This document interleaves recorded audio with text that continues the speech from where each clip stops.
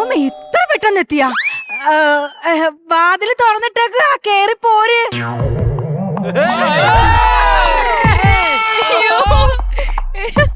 Correct.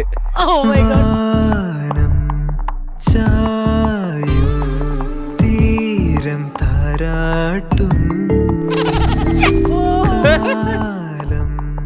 മൂളും താരം കാതോ.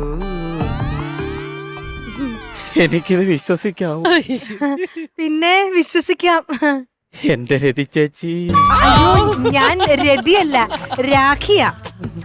ഞാൻ രതി ചേച്ചി എന്നെ വിളിക്കൂ. എന്ത് വേണമെങ്കിലും വിളിച്ചോ. ചേച്ചിക്കൊരു കാര്യം അറിയാമോ? എന്തോ? എന്റെ അമ്മ എന്നെ പ്രസവിച്ച് എന്തിനാണെന്ന് അറിയാമോ? എന്തിനാ? ഈ ഓണം ഉണ്ണാൻ. ഇന്നത്തെ ദിവസോ?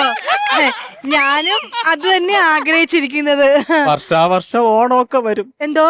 ഇന്നാണ് തിരുവോണം.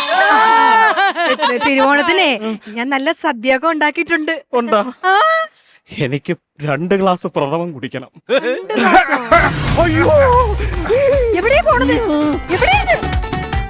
അയ്യോ, അത് പേടിക്കണ്ട. ആര്? എന്റെ മുത്തശ്ശന് കണ്ണു കണ്ടുകൂടാ. പേടിക്കണ്ട, വാ. കണ്ടൂടെ? ഇല്ല, വാ. അവിടെ എന്തൊരു ശബ്ദം കേട്ടത്? മുത്തശ്ശ, അതെ, എന്റെ പഴയ ഒരു ഫ്രണ്ട് വന്നതാ. ആ, പഴയ ഫ്രണ്ടാ? നീ ഇവിടെ വന്നടാ. നീ ഇന്നലെ വരണ്ടായിരുന്നട്ടാ. ഇന്നലെയാണ് ഞങ്ങൾ പഴയ സാധനങ്ങൾ പറക്കി വിട്ടത്. അന്ന് വന്നെങ്കിൽ നിന്നെയും കൂടി വെക്കായിരുന്നു.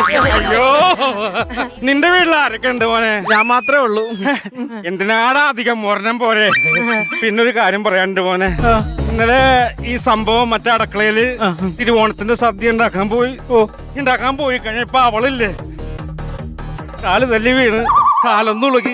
ചേച്ചി വീണാ? ഞാൻ വീണാ? ഞാനേ അടുക്കളയില് സദ്യ ഉണ്ടാക്കിക്കൊണ്ടിരുന്ന സമയത്ത് തെന്നി ഒന്ന് വീണ്. അപ്പൊ ഹോസ്പിറ്റലിൽ കൊണ്ടുപോകാനായിട്ട് എനിക്ക് പറ്റില്ല. അതുകൊണ്ട് ഇപ്പൊ ഞാൻ എന്ത് ചെയ്യുന്ന ഞാൻ വിചാരിക്കണ, ദൈവമേ, ആരെങ്കിലും തിരുമാൻ പറ്റിയ ആളുണ്ടെങ്കിൽ എങ്ങനെയെങ്കിലും ഒന്ന് റെഡിയാക്കായിരുന്നു. ഞാൻ തിരുമാൻ ചേച്ചി. ഞാൻ ഗോവയിൽ പോയി തിരുമലൊക്കെ പഠിച്ചിട്ടുണ്ട്. കോവക്കത്തിന് തിരുന്നിങ്ങി എന്താടാ? ഗോവയ്ക്കല്ല, ഗോവയിൽ പോയി ഞാൻ തിരുമാൻ പഠിച്ചിട്ടുണ്ടോ? എന്റെ പൊന്നുമോളെ, അങ്ങനെ ആളെ കിട്ടി നിന്റെ ഭാഗ്യാട്ടാ. ആ കുഴമ്പൊക്കെ എടുത്ത് കൊടുക്കേ. ചേച്ചി ആ സോഫയിലോട്ട് ഇരുന്നിട്ട് ഈ കസേരയിലോട്ട് കാലെടുത്ത് വെച്ചാണ് ഞാൻ തടവിത്തരാം. എന്തിനാ ആ സോഫയിൽ കാലെടുത്ത് വെക്കണേ? അവളുടെ കാര്യം നിന്റെ മടിയിലെടുത്ത് വെച്ചാ പോരെ? അതല്ല നിനക്ക് സുഖം. മാമന്റെ ഇഷ്ടം.